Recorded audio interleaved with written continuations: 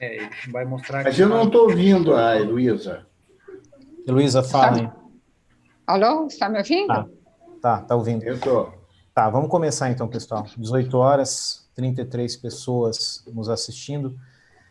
Boa noite, primeiro webinar da Pralin, né? Uma satisfação que a gente começa um movimento num momento tão complicado, tão difícil para a indústria de alimentos, e não só para a indústria de alimentos.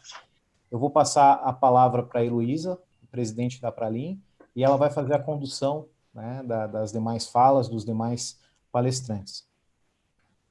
Boa noite a todos, muito obrigada por se juntarem a nós nesse primeiro webinar, e é o primeiro meu também, tá? A proposta desse webinar é sensibilizar a comunidade empresarial através de uma abordagem de um contexto atual e os desafios e as oportunidades do setor da alimentação, especialmente no que nós chamamos no pós-Covid-19, ou seja, o novo normal.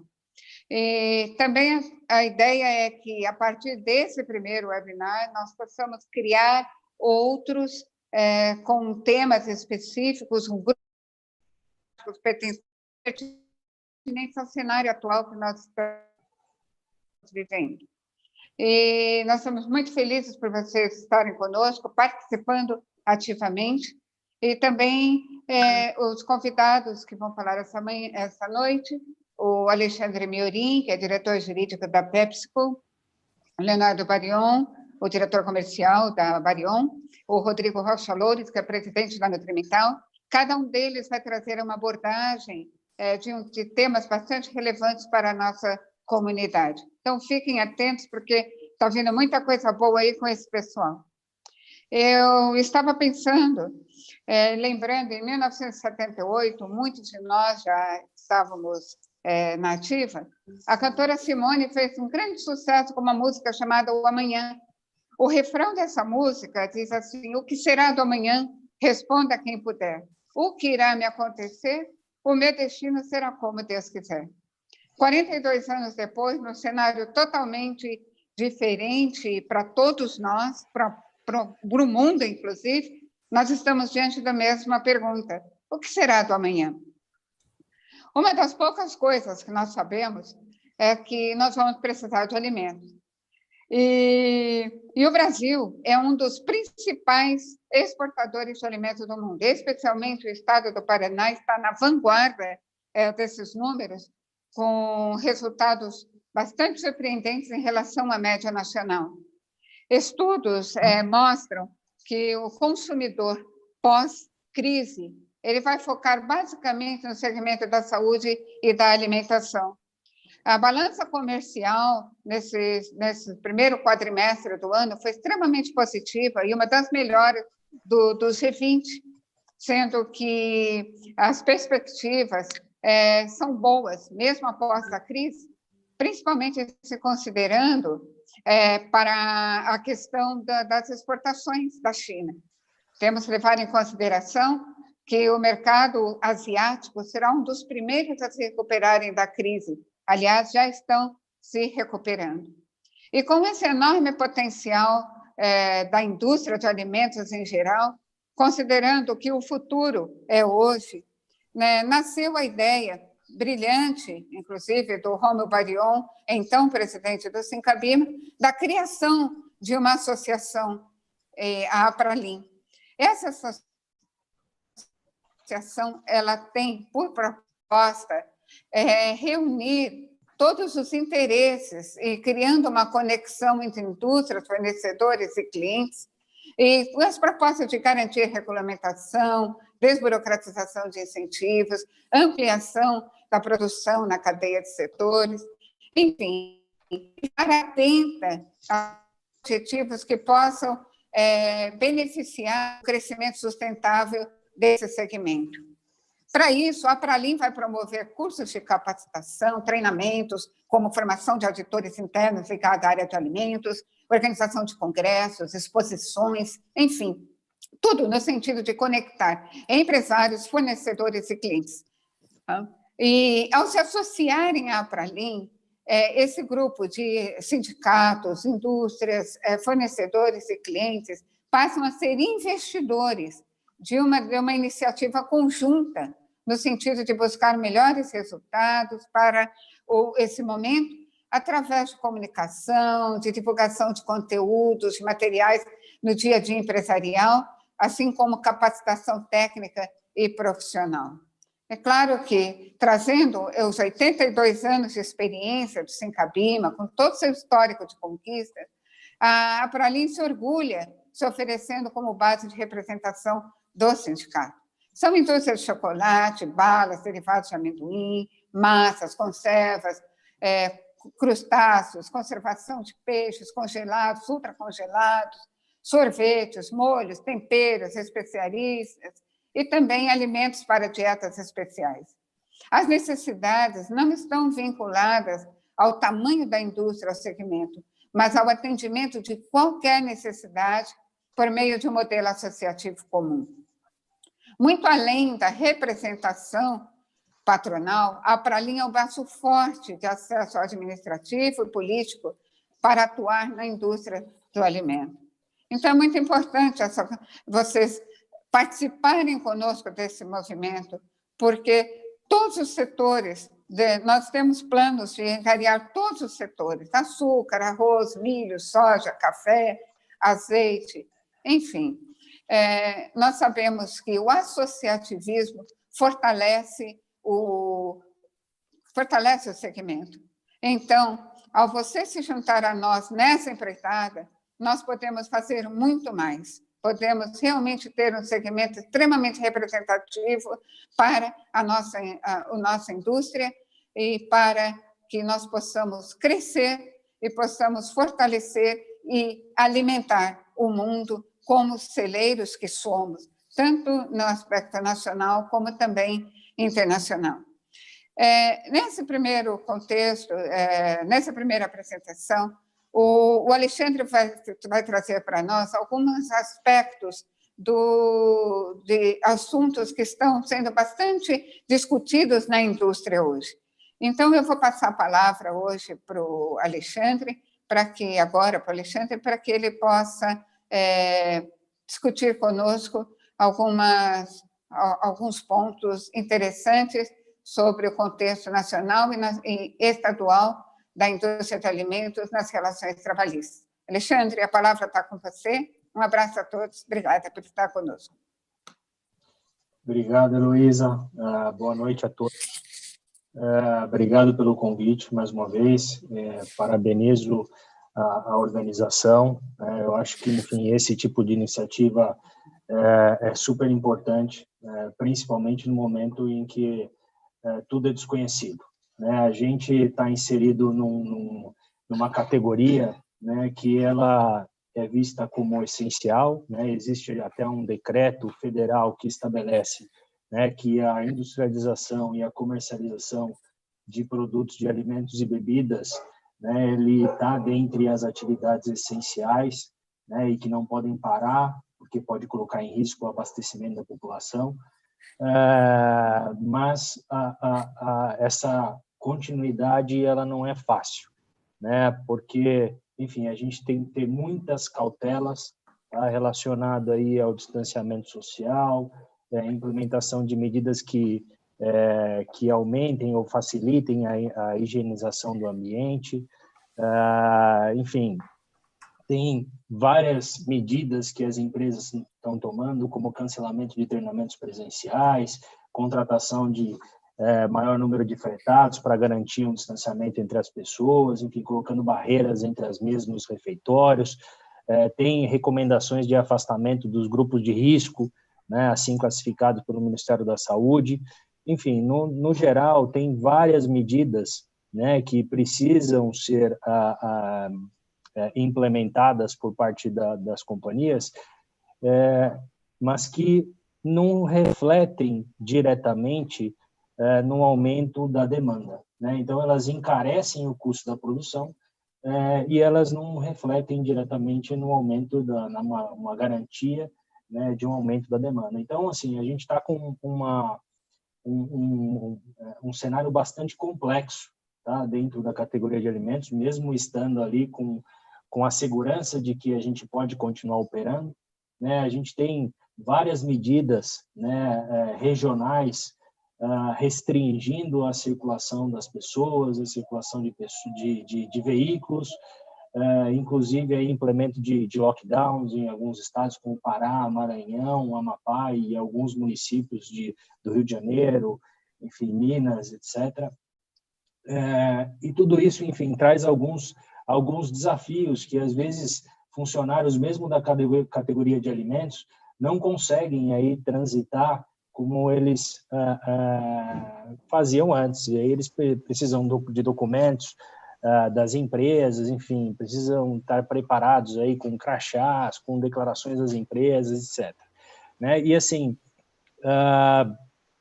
dentro de todo esse contexto, a gente precisa ainda manter as pessoas engajadas para que elas continuem trabalhando, né, na nossa atividade, que, enfim, que é essencial, né, e que é de extrema importância para a população.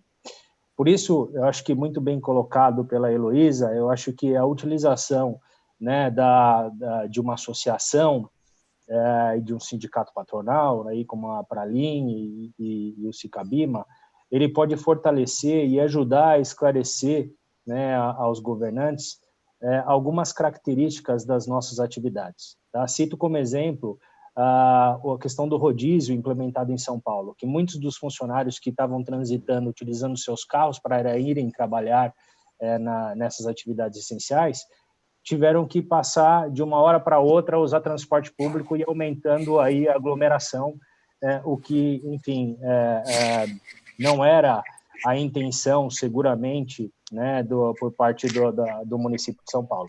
Então, houve uma movimentação muito grande e a gente conseguiu fazer com que o rodízio fosse suspenso. E, nesse sentido, os associados trazerem aí exemplos e suas dificuldades para as associações e para o sindicato patronal pode, de alguma maneira, ajudar a trazer clareza para o cenário que a gente tem no nosso dia a dia e a intenção dos governantes. Tá? Dentro de todo esse contexto, o governo ele vem publicando algumas medidas provisórias que visam aí facilitar a gestão das pessoas, né? Enfim, e também a manutenção de postos de trabalho. A primeira medida provisória, né, foi a 927. Próximo slide, por favor. Essa medida provisória, ela traz aqui algumas iniciativas, né, algumas flexibilidades aí com relação a questões trabalhistas que podem ser adotadas pelas empresas para melhorar aí o fluxo de caixa e a gestão das pessoas, né? Então, a primeira é com relação ao teletrabalho, enfim, é algo bem simples, mas que pode ser feito por acordo individual. Todo mundo que pode trabalhar remotamente, em alguma medida, as empresas estão se utilizando dessa metodologia de trabalho, né? Para situações em que as pessoas não podem trabalhar, até pessoas relacionadas ao grupo de risco, etc., a gente tem aí a possibilidade de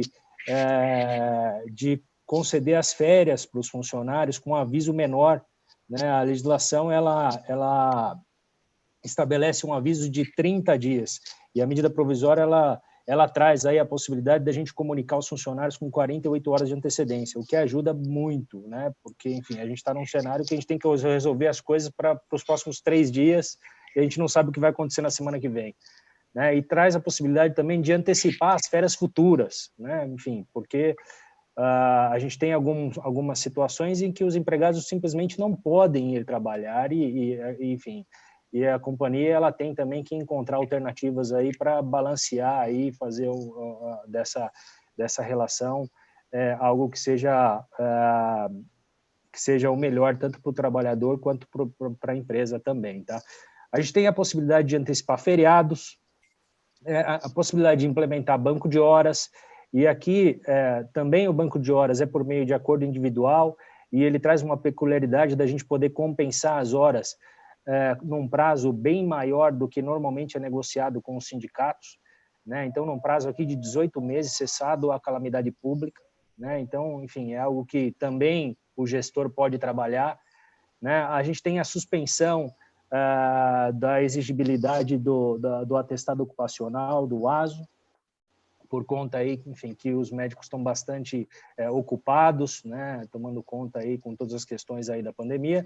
E, por fim, a possibilidade de postergar pagamentos do Fundo de Garantia de março, abril e junho para o mês de julho. Né? Aqui a gente traz uma medida que ela não está eliminando uma obrigação, ela está somente alterando a data de vencimento, e que pode facilitar aí o fluxo de caixa das companhias num contexto em que muitos dos estabelecimentos comerciais estão com atividades suspensas e também podem, em alguma medida, estarem impactando aí no fluxo de caixa das empresas. Tá? Num próximo slide, a gente tem outras medidas que foram trazidas pela medida provisória 236, tá? Também aí do governo, visando visando a manutenção dos postos de trabalho. Tá? Pode passar o slide, por favor? Nessa medida, o que a gente tem? A gente tem a possibilidade de suspensão do contrato de trabalho, tá? Em até 60 dias, mediante acordo individual, né? Para os casos em que o salário não ultrapassa 3.200. E aí, nessa circunstância, o contrato de trabalho fica suspenso e o funcionário ele recebe um benefício do seguro-desemprego estabelecido pelo governo. Tá? Então, ele recebe 70% do que ele receberia do seguro-desemprego se ele tivesse desempregado. Né? E a companhia, se ela tiver tido um faturamento acima de 4,8 milhões bruto no ano anterior, ela tem que pagar 30% do salário. A gente tem aqui possibilidade de redução também salarial, na proporção de 25%, 50% e 70%, redução salarial e jornada de trabalho. Tá? Para a redução de 25% é permitido aí a negociação individual e para a redução de jornada de salário de 50% e 70% é necessário fazer uma negociação coletiva com o sindicato da categoria.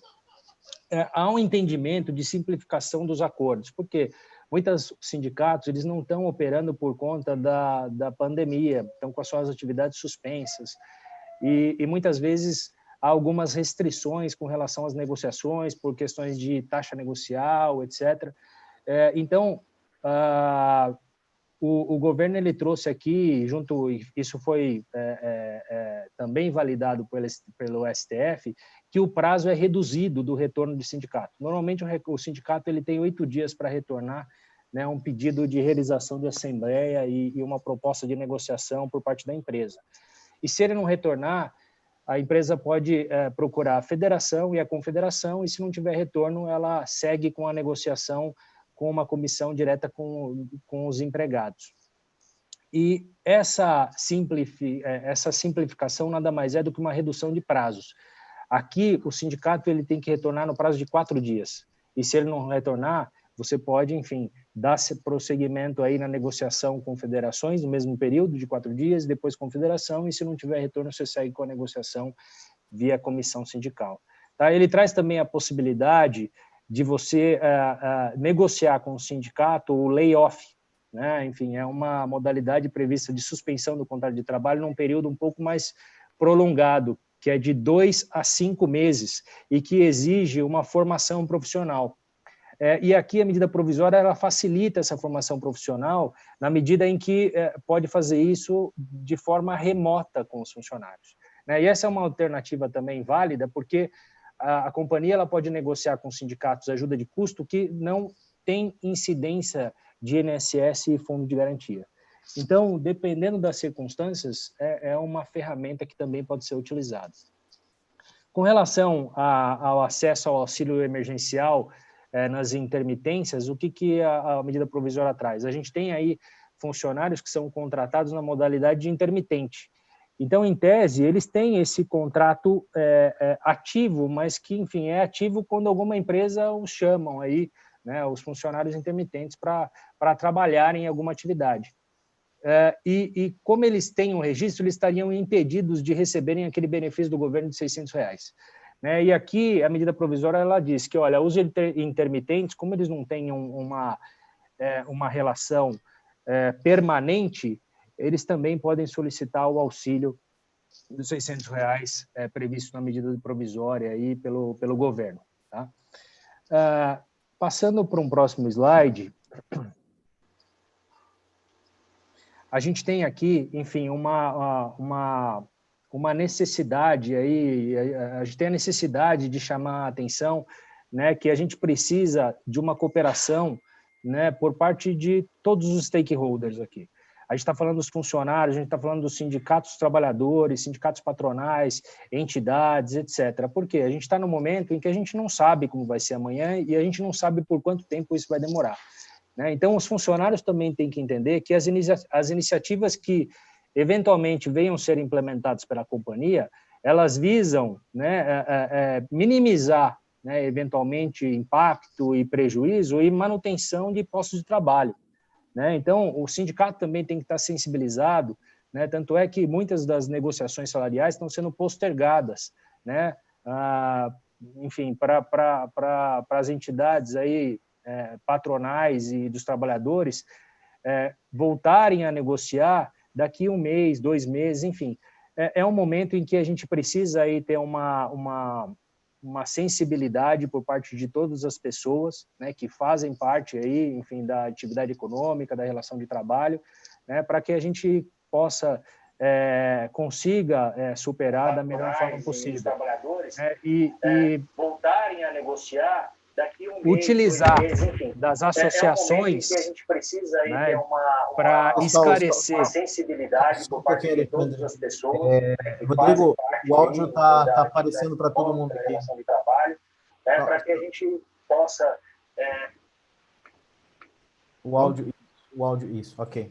Então, enfim, já encerrando, né, eu só queria novamente chamar a atenção, né, da importância da gente trazer os assuntos, trazer as dificuldades, né, para a Lean, né, enfim, e para o Cicabima, para a gente tentar endereçar da melhor forma possível e tentar encontrar alternativas para que todos consigam aí superar da melhor forma possível esse período aí difícil que a gente está enfrentando. Tá? Com isso, vou passar a palavra para o Leonardo Barion.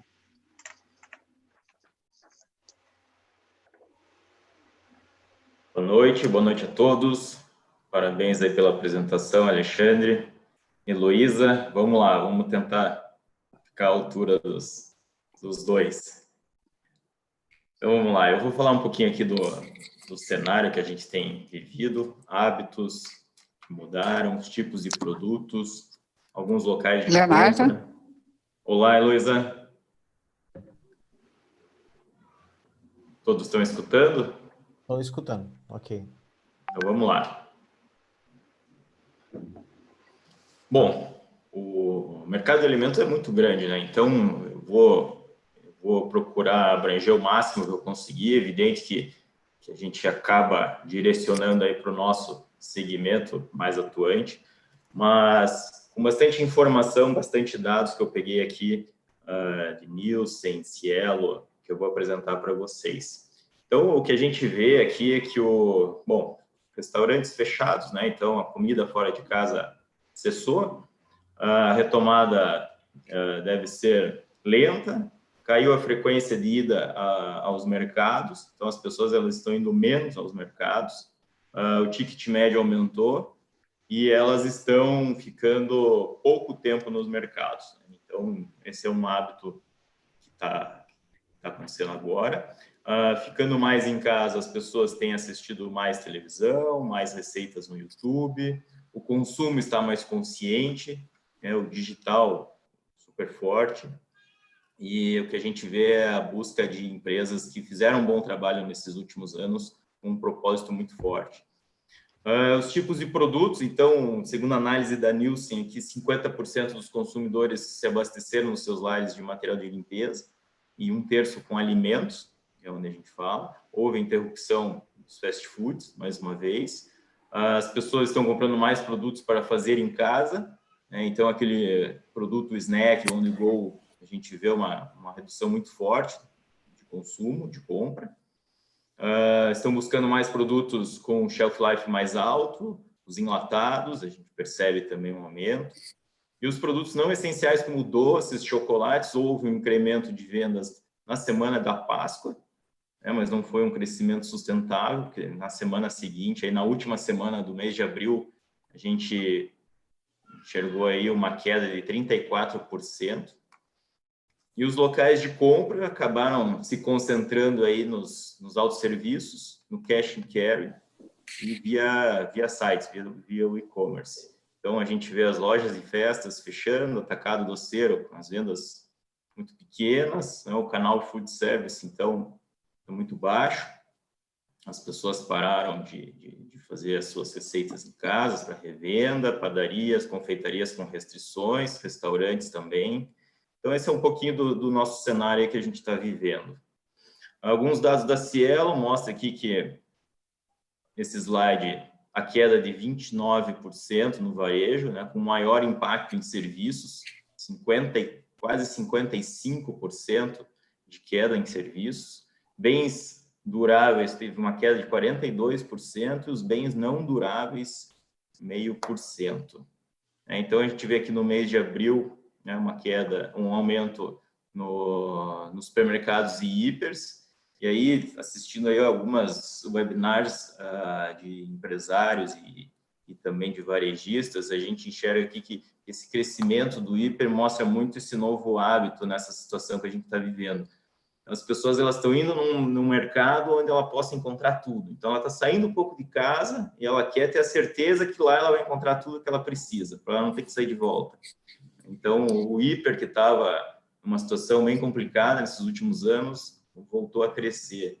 Drogarias e farmácias com crescimento, postos de combustíveis com queda e os outros também com bastante queda. No próximo slide, a gente tem alguns dados da Nielsen, que apresenta aqui um aumento no cash de 18%. Então, o cash ele vem crescendo já faz tempo. É evidente que o cash, quando entrega para a CNPJ, houve uma queda muito grande. Farmácia com crescimento, supermercado com 9,3% de crescimento. A gente vê um fortalecimento do mercado de vizinhança, com 6,9%, e o hiper com 6,2%. Nesse meio tempo, a gente teve o pico em 22 de março, tá? E os itens que mais estão vendendo nesse período são os perecíveis frescos, alimentos, commodities, medicamentos e limpezas. Pode passar o próximo, por favor. Bom, antes de entrar nos caminhos e alternativas, tem mais um dado que eu queria colocar aqui, que é da Poupai, onde as pessoas elas estão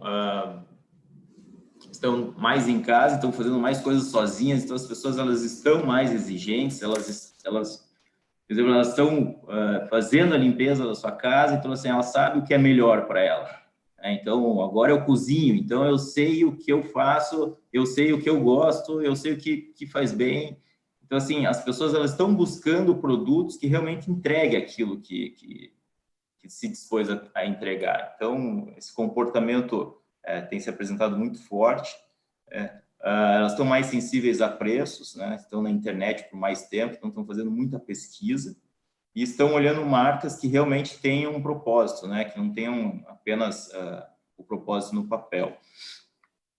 E aí, quais são os caminhos e alternativas que a gente encontra, né, olhando todo esse cenário? Né? Queda nas vendas, uma concentração de vendas em poucos canais, né? Supermercados, caixas e a internet. Então, primeiro de tudo, olhando aí como empresário, né, eu não consigo fazer essa dissociação, então tem que preservar caixa, né, acima de tudo. Empresa que preserva a caixa consegue retomar melhor do que outras. Reduzir despesas e custos, acho que agora é a hora disso daí. E eu estava lendo mais uma pesquisa da consultoria G5, onde 74,2% dos entrevistados estão predispostos a gastar em alimentação, logo que essa crise se diminuir, né? E aí a gente tem que começar a olhar o que a gente pode fazer nesse momento para aumentar as vendas das empresas. Então, onde estão acontecendo as vendas? hoje cash and carry, supermercados, hipers e site. Então, olhando também outros webinars e acompanhando algumas evoluções, aí, algumas vendas de outras empresas, as pessoas elas estão indo menos no mercado, ficando pouco tempo. Então, a atuação nesses segmentos onde a gente tem a presença dos nossos tem que ser impecável, né? Então, a área de venda tem que estar impecável. Então, o que a gente precisa hoje é muito trabalhar a área de venda com promoções simples, promoções diretas e utilizar muito o CRM, né? Então, hoje a gente enxerga aí bastante varejo trabalhando com CRMs, onde dão as oportunidades de a gente fazer ações mais direcionadas para aquele público, para aquele cliente que a gente quer atingir. Antigamente era muito empírico, né? Fazia as ações grandes, fazia as ações carregadas em investimento para abranger todo mundo. Hoje as ações elas são mais direcionadas. Hoje a gente manda uma mala direta para aquele cliente, para aquele estilo de cliente que você quer atingir. Então, esse é um dos caminhos, uma das alternativas que a gente tem para tomar. A gente enxerga uma grande oportunidade no cash, agora crescendo por muito tempo, o hiper e o canal de supermercado de vizinhança. Isso eu olho de curto prazo. Quando a gente começa a olhar um cenário mais de médio prazo e longo prazo, aí a gente começa a pensar um pouco mais estratégico, né? Então, o que a empresa ela pode entregar para esses clientes? O que essa empresa quer ser daqui para frente? Porque, como a Heloísa falou, é um novo mundo, é um novo cenário pós-Covid.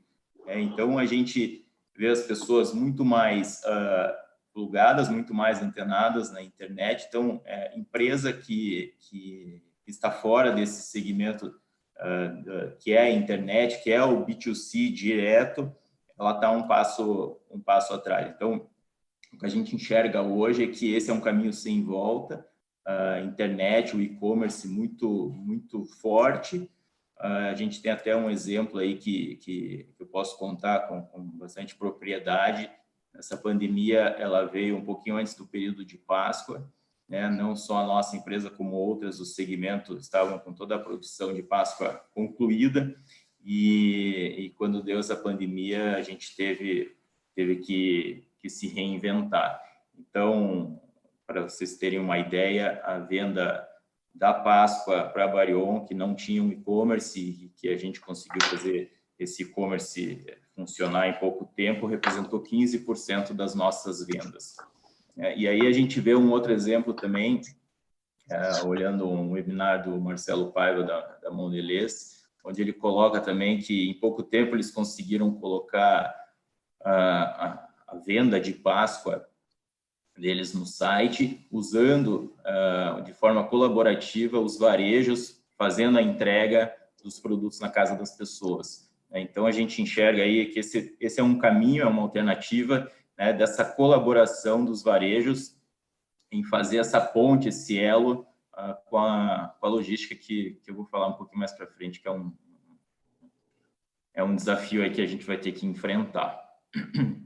Então, o que eu vejo que a gente precisa fortalecer cada vez mais o B2B, né? Esse elo tem que ser muito forte, tem que ser muito próximo, focar no B2C, a gente tem que enxergar o cliente dentro da empresa, tem que conhecer cada vez mais o cliente, tem que estar mais próximo dele e buscar alternativas do peer-to-peer. Fundamental aqui para a gente conseguir tudo isso é ter, o que eu falo sempre para os meus parceiros, para a minha equipe, essa relação de confiança, ela tem que ser muito forte. Então, os nossos parceiros e os nossos clientes, eles têm que confiar. Então, você tem que gerar essa relação de confiança entre empresa e os seus consumidores, seus stakeholders. Então, tudo se inicia numa relação de confiança. Então, a empresa ela tem que entregar aquilo que ela se propõe. E o que a gente vê também é assim, estar na internet é um caminho sem volta. A empresa está preparada para isso, o seu portfólio está adequado, você vai conseguir entregar no Brasil inteiro, né? Porque a gente tem um desafio muito grande que é a logística. A gente vai falar ali na frente. Então, esses são alguns caminhos e alternativas que a gente tem que seguir. Então, falamos aí um pouquinho de curto prazo, médio prazo e longo prazo. E quais são os desafios que a gente vai enfrentar daqui para frente? Eu acho que, em primeiro lugar, é a economia. A gente não sabe se estamos no início, no meio ou no fim dessa pandemia, mas a gente sabe que a economia está bem abalada. A gente vinha de uma crise de longa data. Praticamente 50% da população vai ter seu salário alterado para baixo ou para zero, nada. A gente vê algumas medidas do governo federal que são muito positivas, né? O Brasil tem recebido um investimento muito alto por parte do governo federal, muito dinheiro sendo injetado na economia. Acho que o segundo ponto aqui é a retomada. Então, na mesma velocidade que as empresas estavam na primeira quinzena de março, dificilmente a gente vai conseguir, em curto ou médio prazo, chegar nesse patamar. Estava vendo um estudo também da McKinsey, onde na China eles pegaram o pré-Covid, como é que estava o consumo diário, a média diária de consumo da população, e o pós-Covid, depois do pico e depois do não isolamento, né, da população, e aí mostra que conseguiu chegar em 79% do que vinha acontecendo na pré-Covid. Então, eu enxergo que essa retomada vai ser bem difícil, vai ser lenta. Um outro estudo mostra também que os países que tiveram o tempo de isolamento alongado demorou mais para essa retomada. Então, assim, a gente não sabe, na verdade, né, o que vem pela frente. A gente só sabe que vai ser difícil.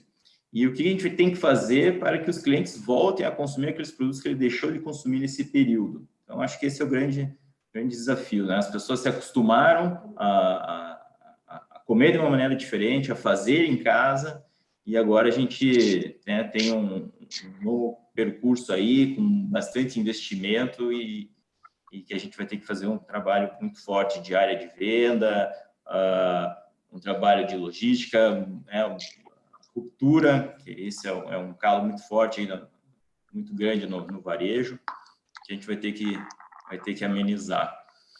E além dos 3 desafios que eu comentei, acho que a venda pela internet, esse aqui é um capítulo muito longo e que as empresas elas vão ter que olhar a internet e a venda pelo e-commerce de uma maneira muito, muito forte, não como um canal de vendas, mas sim como uma empresa digital.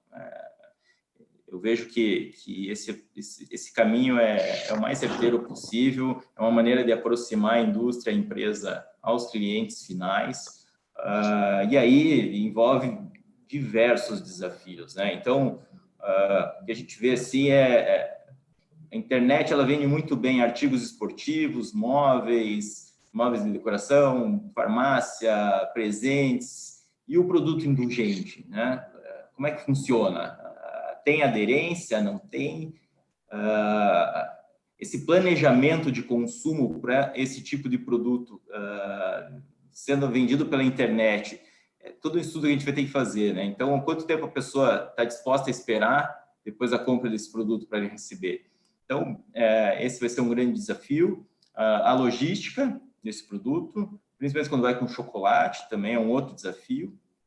O portfólio está adequado, precisa criar novos produtos. Então, isso aí tem que ser muito estratégico. E eu acho que a empresa ela tem que se tornar realmente digital. Hoje, informação e dados são essenciais para qualquer tomada de decisão.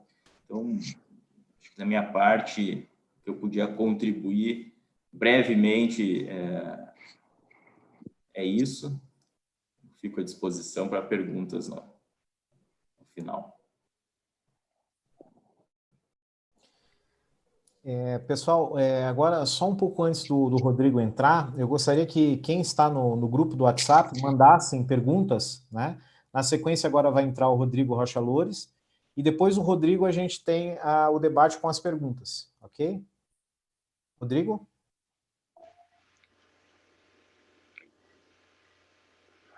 Olá, boa noite a todos. Eu vi com atenção e bom aproveitamento a visão da Luísa com essa iniciativa da Cicabima de criar a Pralim como uma associação. Eu vejo um grande espaço de aprendizagem compartilhada para que nós, empresários do ramo alimentar do Paraná, possamos estar agregando valor e nos preparando para um novo ciclo da economia alimentar que vai emergir de toda essa crise, onde certamente o Brasil vai ter um papel central enquanto produtor de alimentos, uma vez que é sabido que 40% do adicional de produção de alimentos no mundo vai vir do Brasil. O papel da nossa indústria é o de agregar valor a essas matérias-primas, através de serviços, tecnologia. E o que eu enxergo assim que pode ser uma grande oportunidade para nós, no Paraná, até pelas circunstâncias presentes no nosso estado, sistema universitário, a diversidade de produção, toda a base instalada que já existe, nós nos prepararmos para sermos assim um ecossistema de produção de alimentos e serviços na área alimentar de classe mundial. Isso passa necessariamente por desenvolvermos capacidade, conhecimento e nos prepararmos culturalmente, né, para esse novo estágio. E essa iniciativa da Pralim vem muito a propósito, porque pode ser um espaço justamente de convergência dos talentos envolvidos nisso, né, os integrantes de um ecossistema, que somos nós empresários, mas também todos aqueles que concorrem para dar competitividade aos nossos negócios. Sabidamente, as empresas existem para o marketing e para fazer inovação. Não sou eu que digo isso, né? Isso é um princípio do Peter Drucker que foi acolhido por todo o mundo acadêmico. As empresas existem, a função da empresa é atender o mercado e está fazendo inovação. Ora, o grande desafio, por conseguinte, é como é que nós vamos nos preparar, o que é necessário, né? O que é recomendável para nós nos prepararmos para esse novo ciclo tecnológico, comercial na área alimentar. E é crença minha de que nós podemos ter mais sucesso nisso, fazendo coisas juntas, do que atuarmos de forma isolada. Então, um caminho propositivo que eu vejo é esse, de como que nós podemos nos unir nesse momento, né, de crise, para ter uma aprendizagem acelerada quanto a como reimaginar os nossos modelos operacionais, identificar áreas de cooperação, identificar temas prioritários, identificar conhecimentos que são essenciais para um ecossistema de classe mundial. E, nesse aspecto, nós até contamos aí no Paraná com profissionais como o Marco Cinem, que é um dos nossos auxiliares, que ele junto com outros pesquisadores, estudaram muito esse assunto lá no Vale do Silício e tem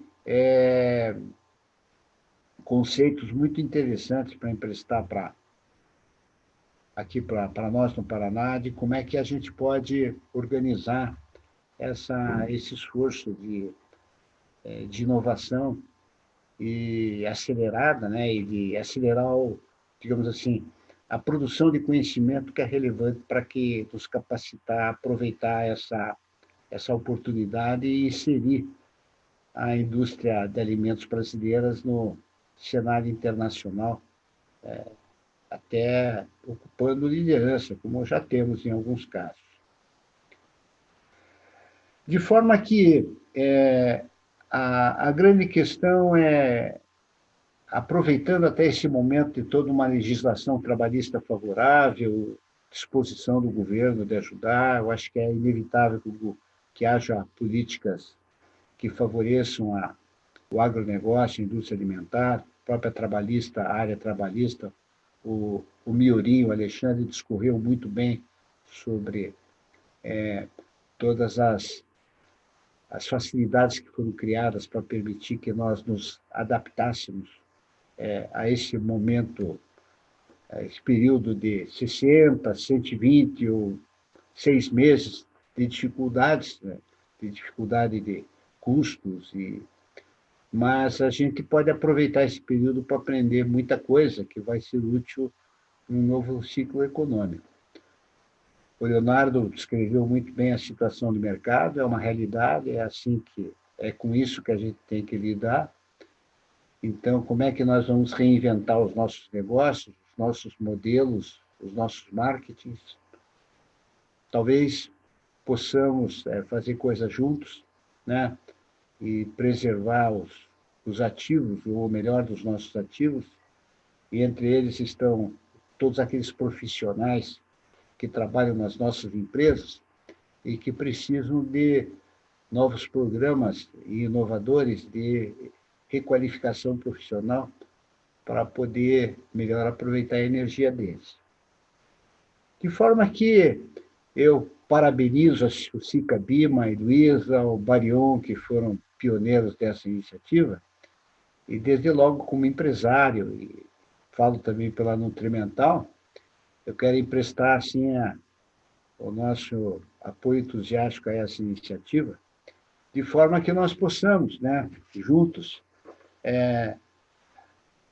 ter esse ecossistema que ganhe prestígio internacional e que permita que a gente possa retomar um crescimento depois que passar essa crise em novas bases.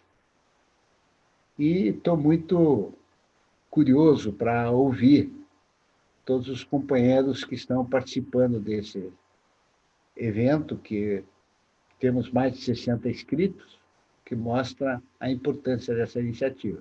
Parabéns a todos vocês e que organizaram esse webinar.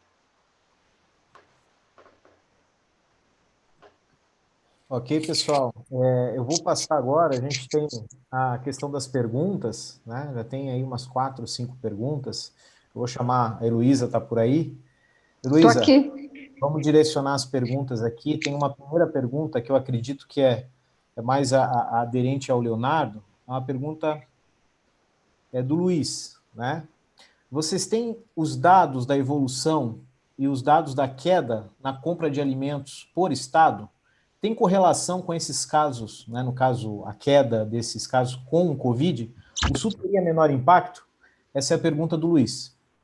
Mas fica aberto para quem quiser colocar aí, que foi no momento que o Leonardo estava apresentando, né? Mas fiquem à vontade aí os palestrantes para comentar.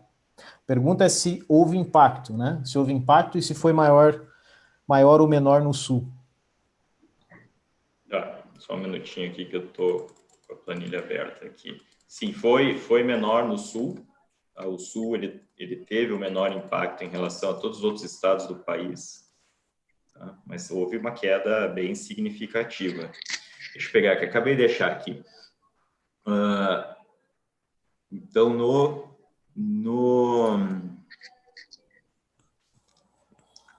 no país, a gente tem aqui um aumento, vamos falar só de cash, eu estou com a planilha aqui da Nielsen aberta. Então, só no cash a gente tem, cash, autosserviço e farma, um aumento de 11,4%, e a gente vê no sul 10,6%.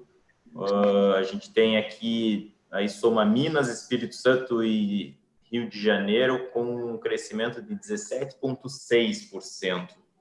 E se a gente pegar aqui São Paulo, Grande São Paulo, 9,4%, interior 9,5%. Então, sim, mas eu estou falando só de crescimento, né? De queda, não consigo, não tenho essa informação no momento. Ok, aproveitando até você aí com os dados, Leonardo, tem uma segunda pergunta que ela está mais ou menos na mesma linha, né? Num cenário de recessão e dificuldades econômicas, onde o poder de consumo será bastante afetado, né? Que estratégias de aplicar aos produtos considerados premium estão sendo feitas, sendo que a busca por custo será mais do que nunca priorizada pelos consumidores. Então, como é que eu posiciono o premium nesse momento de crise? Né? Como é que eu tento manter o meu share e eventualmente o volume de venda? Eu estava vendo hoje, inclusive, um webinar da SA Varejo, e um dos palestrantes era o rapaz da Kimberly. Ele comentava sobre o papel higiênico com 3 folhas que eles estão lançando. E me chamou a atenção que essa premiumização está em alta, eles continuam com investimentos, e, claro, tem um público para isso. E, assim, não dá para generalizar, né? A gente enxerga que a priorização, ela nunca vai ter uma queda drástica. O que acontece é que muda, né? Eu consumo um produto e eu vou para uma segunda categoria, uma categoria maior, e depois eu volto para ela. Então, quando eu tenho dinheiro, eu sempre vou buscar aquilo que um dia eu consumi. E quando aperta, eu volto para aquela categoria daquele produto que eu posso pagar. E assim, volto no custo.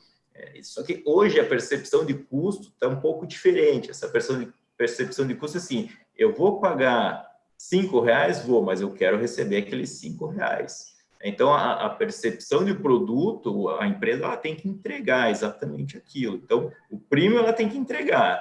Pode cobrar o preço que for, mas ela tem que entregar aquilo que ela se propõe. E o preço da mesma forma. Né? O consumidor ele está buscando qualidade. Acho que qualidade hoje não é mais um diferencial da empresa. A qualidade tem que fazer parte. Ou tem, ou está fora já desse mercado. É o que eu brinco muito com os nossos parceiros, é assim, nos dê a oportunidade de fazer a primeira venda, porque a segunda, os produtos falam por si. Então, eu vejo muito isso. A estratégia é, primeiro, analisar o seu produto, né? Tem para entregar? Tem. Então faz sentido. Né? E a priorização da mesma forma. Tá. Eu vou intercalar aqui, tem uma sequência ainda para o Leonardo, mas eu vou passar para o Alexandre agora.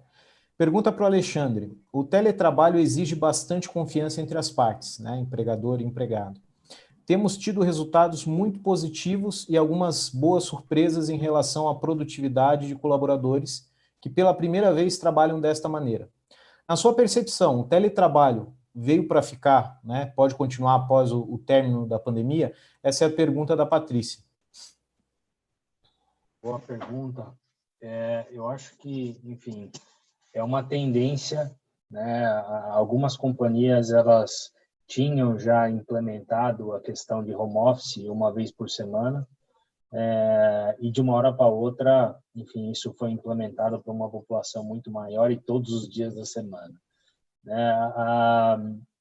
Como a gente está num cenário em que a gente não sabe quando que a gente vai voltar ao normal, e se é que vai retornar ao normal, é bem provável que as companhias comecem a organizar um maior número de home office, né, para manter um maior distanciamento entre as pessoas. Existem algumas precauções, né, que a gente precisa ter com relação ao home office, né? Precisa ter alguns treinamentos aí de ergonomia, precisa ter alguma discussão aí, enfim, com relação eventualmente a alguma ajuda de custo, né, para os funcionários, porque a gente está num cenário novo, né? Uma coisa é a gente tratar o home office uma vez por semana, enfim. Outra coisa é a gente exigir, né? Não é uma opção, é uma exigência da companhia, né? Que as pessoas fiquem trabalhando de casa. Então, eu acho que vai haver ainda muita discussão com relação a isso. Home office já é algo aceito pela Justiça do Trabalho. Saiu aí recentemente uma decisão do Tribunal da 15ª Região, que é o interior de São Paulo, dizendo que não há necessidade de implementar ajuda de custo com relação à implementação de home office, mas é algo que será muito debatido aí, que talvez, enfim, as companhias tenham que ter esse cuidado aí, porque as pessoas passarão a utilizar mais os seus espaços aí dentro de casa e não são todos que têm a mesma estrutura, né? Mas o importante é a gente ter um documento, né, com uma certa formalidade, estabelecendo o home office, né, e alguns critérios. Por exemplo, olha, se houver necessidade de horas extras, deve-se ter um alinhamento prévio com o gestor, porque, enfim, a gente não consegue, né, uma gestão aí à distância. E se você não coloca algumas regras nesse termo e não faz esse alinhamento com o funcionário, você pode aí ter situações em que as pessoas podem alegar que não estão fazendo uma hora de almoço, que estão trabalhando 10 horas por dia e depois vai chegar a conta para as empresas aí de horas extras. Então, acho que é importantíssimo estabelecer aí mecanismos, né, para que a pessoa peça autorização antes da realização de horas extras, ter muita recomendação por parte das empresas por questões ergonômicas e também de respeito aos intervalos, né, para evitar problemas futuros na Justiça do Trabalho. Ok. Eu vou intercalando aqui o pessoal. Tem uma pergunta específica para a Heloísa, né, em relação à Pralim, que eu acho que esse movimento responde, em parte, à tentativa, né, mas a Heloísa vai elucidar um pouco mais. Quais os caminhos que a Pralim tem desenvolvido em seu ecossistema para apoiar as empresas do segmento no processo de transformação digital e, consequentemente, a comercialização online? Essa é uma pergunta do Fábio. Na verdade, a Pralim está construindo a sua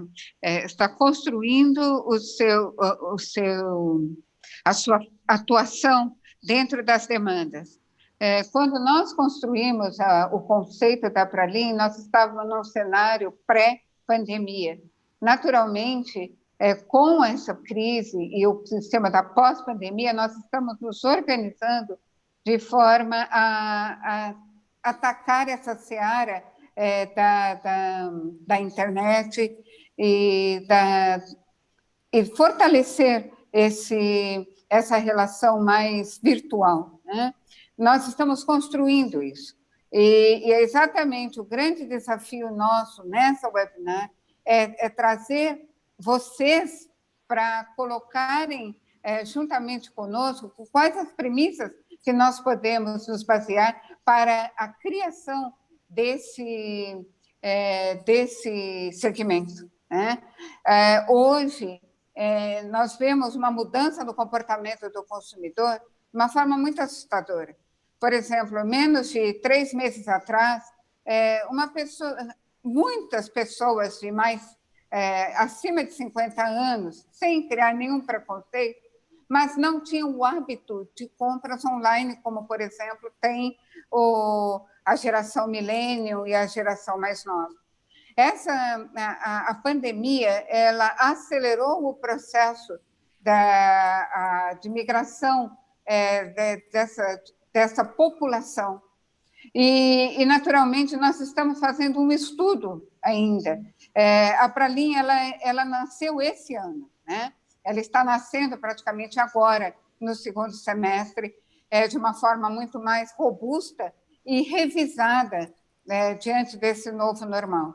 Certamente, a participação de todas as pessoas que estão engajadas conosco nesse webinar, também os novos sindicatos que estão se agregando a nós, nos ajudarão a construir esse cenário de uma forma que seja muito mais efetiva e eficiente também. Nós estamos, então, falando em poucas palavras, estamos construindo isso para nos próximos meses. Ok. Uma pergunta para o Rodrigo Rocha Loures, do João Arthur, da FIEP, né? Ele pergunta aqui, inovar nunca foi tão necessário. Novos produtos, novos canais de comercialização, novos mercados, novas formas de capacitação.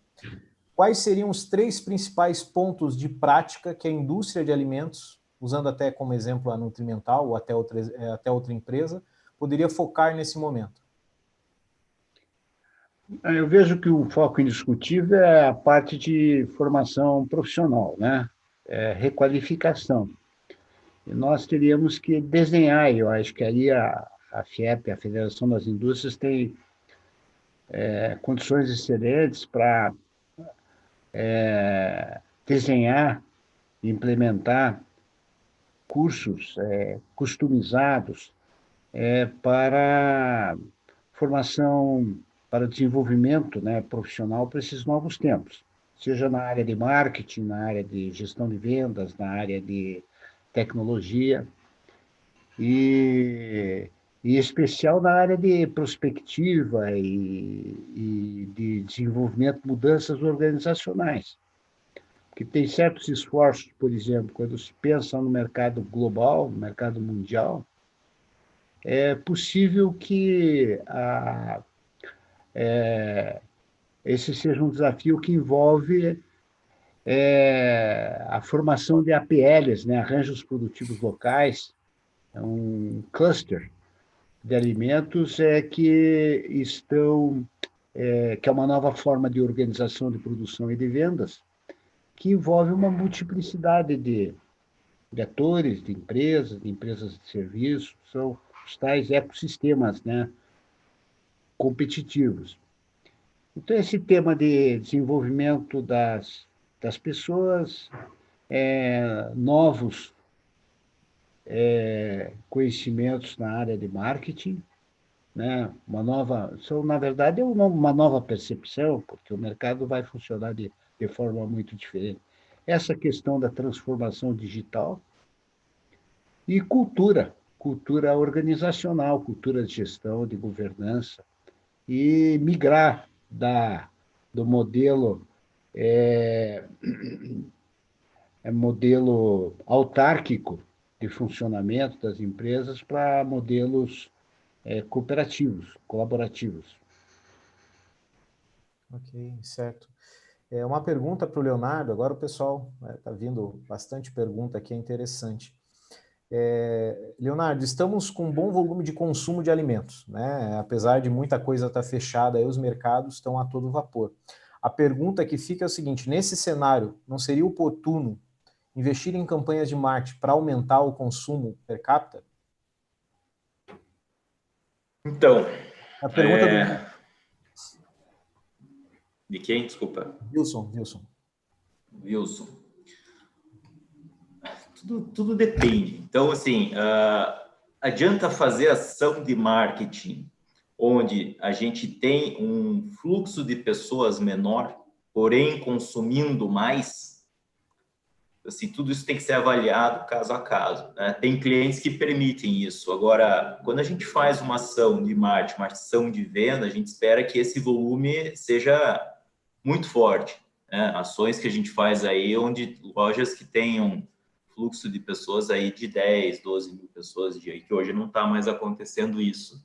Então, eu vejo que os investimentos, eles têm que ser um pouco mais no estilo sniper, sabe? Então, assim, aquele investimento em área de venda para fazer aquela movimentação, eu enxergo que é um investimento muito, muito pesado, muito massivo. Então, direcionar esse investimento utilizando os CRMs dos nossos clientes.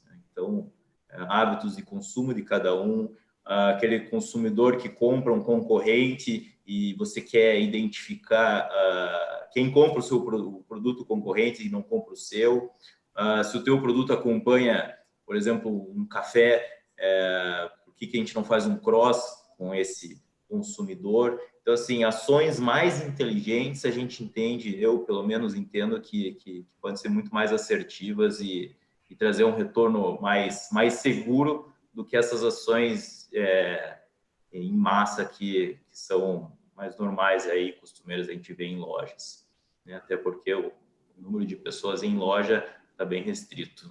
Hoje a gente tem visto também o pessoal entregando senhas nas entradas dos mercados, né? Então, você sabe que o consumidor ele olha muito do lado fazendo, né? Então, você entra numa loja, vê um pegando um produto, o outro se mobilizando, outro questionando, uma coisa puxa a outra. Hoje a gente não vê nada disso mais, né? Certo. O desafio é conseguir esse equilíbrio, né, nesse momento. Uma pergunta para a Heloísa, do João Arthur da FIEP. As grandes redes de hiper e supermercados exercem uma pressão comercial muito grande sobre a indústria de alimentos. A exigência de descontos e os conhecidos enxovais, né, deixou bem destacado aqui, em aberturas, inaugurações, etc., e reformas de lojas, são impactantes no resultado operacional final da indústria, né? Como melhorar essa relação, transformando ela, no caso, essa rede de hipermercado, um processo de ganha-ganha? Pergunta do Uau! Olha, eu devo dizer para vocês que tudo é muito uma questão de negociação e muito também uma questão do produto que você apresenta, né? Por exemplo, eu vou falar do meu caso especificamente, né? A Carb House é um produto sem concorrência hoje, concorrência direta, é um produto inovador, diferenciado, à base de alfarroba, fomos nós que trouxemos o conceito para o Brasil. E é um produto também na categoria do free from, que hoje é muito procurado nas cadeias, né? O produto com certificação kosher. Então, como que nós fazemos? Normalmente, nós lançamos mão desses atributos na negociação, sem nenhum demérito, por exemplo, a produtos de primeira necessidade, que todos nós vivemos deles, como arroz, feijão e outros, compõem a cesta básica, em que as opções de substitutos são muito maiores, né? E é claro que sempre tem uma ou outra situação em que existe ainda uma resistência por parte das grandes redes, principalmente o grande varejo é muito predador, né? Mas nós temos que trabalhar muito na questão de como o produto vai chegar no consumidor final. A indústria também precisa ter a sua parcela, né? O seu ganho. E naturalmente, todas essas exigências, elas são repassadas para o preço final do produto e que vai onerar o consumidor final. Então, nós procuramos trabalhar muito com os compradores das redes, no sentido de fazê-los entender, de certa forma, que quanto mais nós pudermos dividir esse ônus, quanto mais benefício todos teremos na cadeia, porque o consumidor vai pagar menos, o varejo vai vender mais e, por conseguinte, a fábrica também vai produzir mais. Mas é um desafio muito grande driblar com esses interesses. Nesse segmento de naturais, nós temos notado uma tendência muito grande das grandes redes em construir pontos de vendas destacados, setores, gôndolas específicas. Então, essa conscientização da alimentação natural, que não é mais é uma tendência que veio para ficar, também tem nos ajudado na negociação. Mas, sim, é uma questão de mudança uma questão de mudança de cultura, e como toda mudança de cultura, ela também exige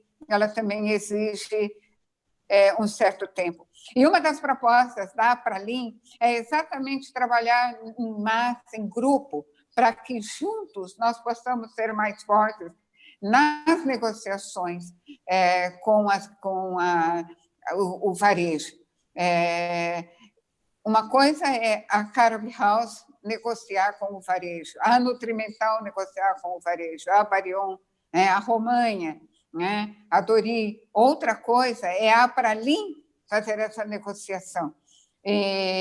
Então, certamente, quando nós nos fortalecermos, né, como essa associação, como a representatividade da indústria de alimentos no Paraná, nós teremos um poder de barganha muito, muito mais forte, não só no varejo, mas também em todos os outros segmentos, né, que essa é uma das nossas propostas de atuação ao longo da nossa trajetória da Pralim.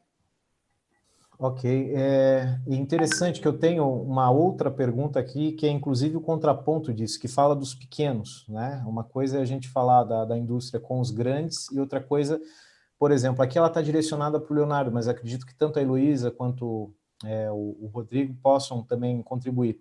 Nesse momento de pandemia se falou muito sobre o consumo de produtos locais, né? Algumas entidades aí estão fazendo campanha, algumas associações comerciais e tudo mais, compre do pequeno, compre do local, a questão do produtor local. Vocês imaginam que isso pode afetar de alguma forma a cadeia, a indústria alimentícia? Essa é uma pergunta do Ivens. Desculpa, a pergunta mais direta um pouquinho, Tiago. Tá, o que ele coloca aqui foi uma pergunta direcionada para o Leonardo, né? Mas eu acho que tanto a Heloísa quanto o Rodrigo conseguem também contribuir. Ele fala que nesse momento de pandemia existe uma campanha forte para comprar do local, né? Do local e do pequeno. Sim. Essa estratégia do pequeno e do local, ela afeta diretamente a indústria de alimentos? Não. Olha, como nós fabricamos, né, os nossos clientes, eles são bastante diversificados, eles vão desde a casa de produtos naturais ou casas de conveniência, ou pequenos supermercados de bairros, até grandes redes, como Carrefour, Pão de Açúcar, né, Big, enfim. Eu não vejo que isso afeta muito, pelo contrário, eu acredito que, na minha percepção, quebra um pouco alguns paradigmas de pequenos consumidores, de pequenos lojistas, pequenos comerciantes. Existe também, até economicamente falando, uma transferência de riquezas, né? Porque ao invés de eu atravessar a cidade para comprar, eu vou comprar ali, aqui onde está localizada a minha fábrica ou ali onde está localizada a minha residência. Então, eu vejo que, ao contrário, existe mais uma diluição, eu usei a expressão, uma transferência de riquezas mesmo, onde nós vamos fortalecer o comércio do bairro, e se cada um fortalecer o seu comércio, certamente o grande, que também é onde ele está, ele também será fortalecido, né? Então, eu acho isso muito positivo. Descentraliza e dá muito mais opções, né? Descentraliza para o consumidor. É minha percepção. Ok. Leonardo? Rodrigo, Leonardo? Concordo com a Heloísa. Sim. Eu vejo mais essa movimentação, essa tendência que sim, está sendo muito discutido, muito falado, mas eu vejo mais para comércios locais, mais para restaurantes locais. Eu vejo que existe essa é uma percepção minha, dificuldade assim, do produto que a gente industrializa ser consumido mais no Paraná, por ele ser produzido no Paraná. Eu acho que isso falta uma disseminação, uma divulgação muito mais forte. Então, eu vejo que em menores escalas e tipos de produtos ou comércio, isso faz muito sentido, assim, isso ajuda bastante. Quando a gente tem uma indústria, a gente sempre mira no nosso mercado maior, né, que é São Paulo, por exemplo, né? E agora a gente vem sofrendo bastante porque São Paulo está muito amarrado. Então, o nosso foco está sendo aqui no Paraná, e os grandes varejos aí têm nos acolhido muito bem com boas negociações. Mas sim, faz todo sentido o que a Luísa colocou. Tem uma pergunta aqui. Então, a lógica, né, do comércio é do sell-out, é aquilo que roda, o que vende. Então, depende muito do consumidor. Do ponto de vista social e até econômico, faz muito sentido o consumo de produção local, mas aí esses produtores, as pequenas empresas locais, elas têm que encontrar uma solução que proporcione um benefício para o consumidor e atraia o consumidor, porque efetivamente quem compra em última análise é o consumidor. E aí é um desafio de marketing. Há uma tendência em mercados mais sofisticados, onde a produção de alimentos e até a industrialização de alimentos se dá de uma novas formas de organização. Isso está acontecendo, por exemplo, na Califórnia, nos países nórdicos, mas é a força são os tais clusters, os arranjos produtivos locais, que se articulam para comercializar de forma regional, e o consumidor local valoriza os produtos porque reconhece naqueles produtos um benefício de sabor, de apresentação, de culinária. Então, é a questão da especialização.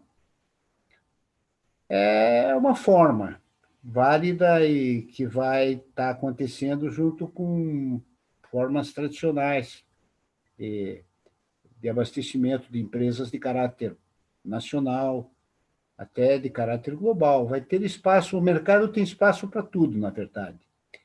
E essas experiências elas vão enriquecer as ofertas do mercado e o sistema como um todo se beneficia.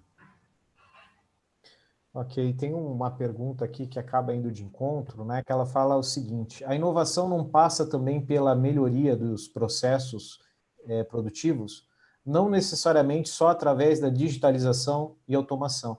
A gente citou em algum momento ali a questão das verticais, né? Mas eu deixo aberto para quem quiser responder que essa questão também de melhorar a porta para dentro, ela é efetiva, não apenas digitalizar, mas visar a questão da melhoria de processos produtivos.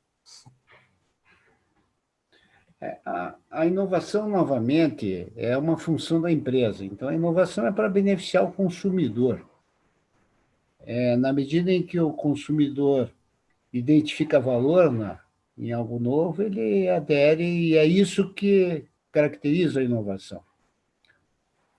De maneira que essa deve ser uma capacidade que toda empresa tem que cultivar, tem que ter, assim, se organizar para estar continuamente inovando. Se ela não inovar, ela vai perder o mercado, mesmo que seja uma empresa local, né? Uma empresa de nicho, ou uma grande empresa. Qualquer que seja o tamanho da empresa, a inovação não é uma opção, a inovação é uma obrigação da empresa, porque é a função da empresa. Se ela não inovar, ela não está servindo o seu mercado. E se ela não servir o seu mercado, o mercado vai deixar de comprar os produtos da empresa ou não vai valorizar os produtos da empresa e ela não vai ter as margens suficientes para ser uma empresa próspera. Então, a questão da inovação, a inovação é uma estratégia obrigatória, compulsória, e agora mais do que nunca, no momento de crise, de turbulência muito grande que nós estamos vivendo, isso passa a ser essencial. Uhum. Posso fazer um complemento aqui também? O que veio, né, o que eu vejo também, além da inovação e o benefício que o Rodrigo falou muito bem, né, ter benefício para você entregar para o cliente, isso é primordial, né? Senão não faz nenhum sentido. Mas o que essa crise, essa pandemia veio trazer, que essa inovação, ela vem muito com tecnologia, né? E essa tecnologia veio para ajudar tanto no planejamento e nos processos internos, né? Fazendo com que a empresa, com o principal objetivo, ela se aproxime cada vez mais do cliente final. E aí, entendendo cada vez mais essas necessidades, esses benefícios que o cliente busca, a gente consegue trazer essa inovação para dentro de casa. Então, acho que esse é um legado, né? A gente, como empresário, a gente sempre procura olhar o copo cheio, meio cheio, né? O que essa crise pode trazer de bom para nós. Sobre a inovação, é uma coisa muito interessante, porque se você perceber, no centro da palavra inovação tem a palavra ovo, novo, e o ovo é o embrião da vida, né? E quando o ciclo se completa, existe o nascimento, e a inovação é esse nascimento daquilo que é novo, daquilo que veio para ser diferente. Eu li um pensamento, uma frase, que diz que quando todos estão pensando igual é porque ninguém está pensando. E uma das coisas muito interessantes é que no momento de crise é que as pessoas se reinventam. E a inovação, ela acontece normalmente por um momento de necessidade, por uma situação de necessidade. E, como muito bem colocou o Rodrigo, isso é muito bom para o consumidor, porque, na medida em que as indústrias estão se reinventando, elas estão buscando novas formas inovadoras de se fazer, às vezes, a mesma coisa, ou não, ou de se fazer outras coisas. Mas, como repetindo aqui, Rodrigo, sim, a inovação ela é boa para o consumidor, ela é boa para a indústria e ela é boa para todo, para o mundo, né? Porque é através da inovação que os ciclos se encerram e uma nova vida nasce, uma nova perspectiva também acontece. E é o que todos nós esperamos, né? No que se chama nesse novo normal. Ok. Alguém mais? A contribuição? Tem uma pergunta da Ana Oliveira, que ela pergunta o seguinte: na opinião de vocês, né, a gente está falando empresários, executivos, mas vocês que estão com uma noção bem interessante da questão da crise, do pé, qual a visão de vocês para os negócios que estão nascendo agora? É melhor recuar? É melhor manter os planos? O que vocês aconselham ao pessoal que está passando por esse dilema nesse exato momento? Aqui ela não especificou qual o ramo, mas de maneira geral, né? Empreender nesse momento de crise. É possível? Melhor aguardar? O que vocês recomendam? Uau! Crise é a oportunidade para empreender. Sem dúvida. Agora, cada empreendimento tem sua vida própria, o seu curso próprio, e quem está à frente do empreendimento tem que ter, assim, digamos, a presença e o discernimento para adequar o ritmo de implementação do negócio às circunstâncias. Um negócio pode permanecer pequeno, bem pequeno por bastante tempo, aguardando o momento que ele pode crescer. Então, o empreendedor tem que ser assim muito, a meu ver, ele tem que ser muito determinado, mas também tem que ser muito realista. Se não tiver mercado, e aí é a importância da empresa, quando eu falo em marketing, não falo em marketing sofisticado, eu falo marketing no sentido do mercado, de ter um mercado, mesmo que seja meia dúzia de pessoas, né? E tem muitas empresas que nascem pequenas. E tem um primeiro nicho, um segmento, uma especialidade. E então tem que achar quem é que atribui valor, quem é que compra o seu produto. Tem que resolver bem a questão do produto, dos serviços, do preço, da localização, do tipo de promoção adequada a cada caso. Então, essas competências de adaptação e de gestão, né, do pequeno negócio e cuidar para o negócio crescer é muito importante, é essencial. Mas deve manter. Se é um negócio que tem potencial, se o empreendedor acredita no negócio, tem a convicção, está emocionalmente envolvido com aquilo, ele tem que manter, tem que achar, ou pode até conservar hibernado, pequeno, esperando o momento certo para vir ao mundo. Pessoal, a gente está se aproximando do horário combinado. Eu vou fazer o seguinte: até o momento a gente não tem uma pergunta que surgiu agora. Eu vou fazer essa pergunta e a gente vai trazendo as considerações finais. Eventualmente, até a última consideração, pode ser que surjam novas perguntas, mas aí já vamos para o fechamento, né? Tem uma pergunta aqui do Silvio, ele dá boa noite a todos. Ele pergunta para o Barion: você acha que o pós-pandemia, né, as empresas irão rever suas margens no processo de pós-pandemia?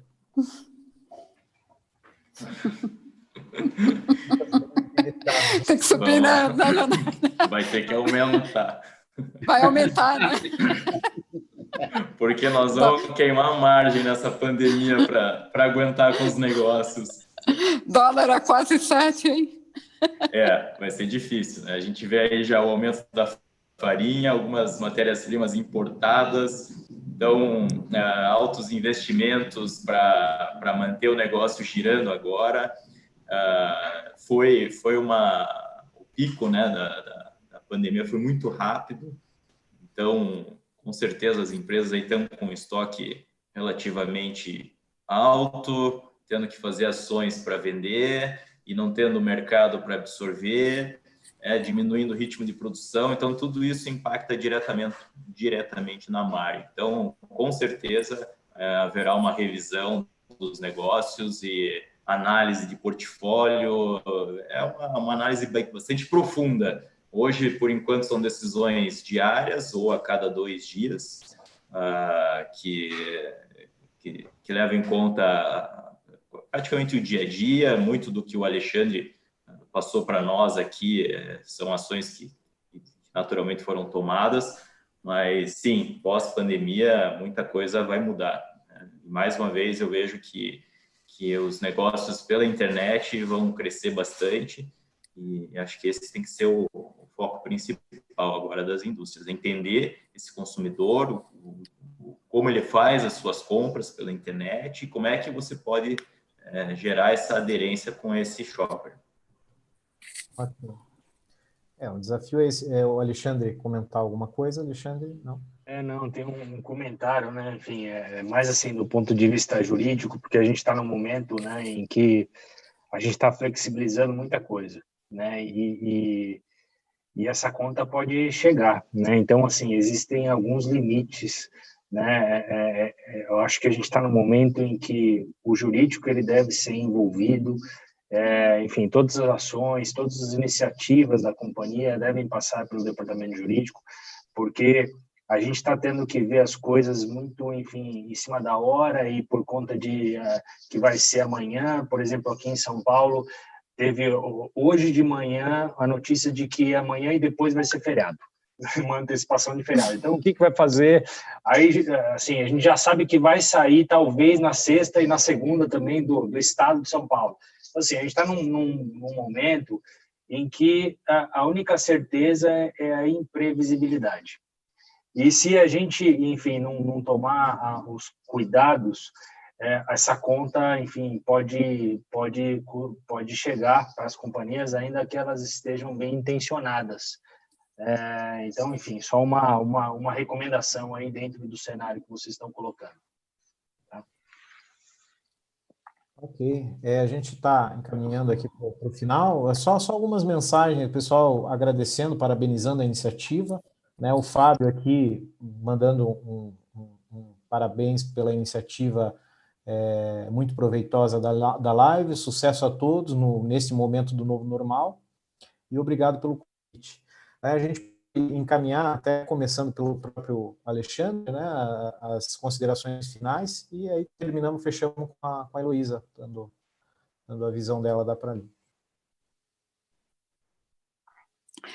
Então, mais uma vez, muito obrigada, foi um prazer imenso estar com vocês e esperamos que ter outras oportunidades, vamos criar alguns grupos temáticos mais focados, como eu mencionei no início, essa foi a primeira experiência nossa, mas bastante gratificante. Obrigada pela participação maciça, pelas perguntas que vocês fizeram, elas nos desafiam a encontrar e a buscar novos caminhos para a Pralin, de forma a atender a sua proposta e ser alguma coisa realmente benéfica para o planeta. Não basta ser mais uma, mas ela tem que ter um propósito.